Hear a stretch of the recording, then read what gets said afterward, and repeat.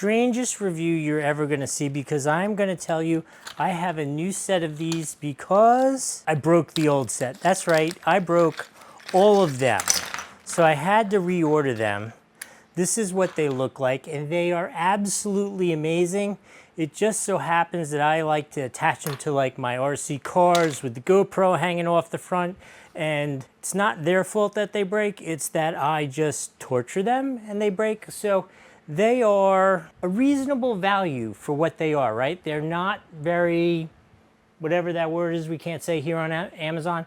So I keep buying them over and over again and breaking them over and over again just because I've abused them, and that's why they broke, not because they were poorly designed or poorly created.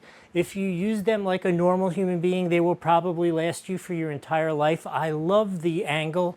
I love the fact that there's an arc to them, the large, the medium, the small. It just makes it so you can do so many super cool things. If you're looking for some new cool angles, ways to mount up your GoPro system, this is definitely the way to go. Hope this has been helpful. We'll see you next time.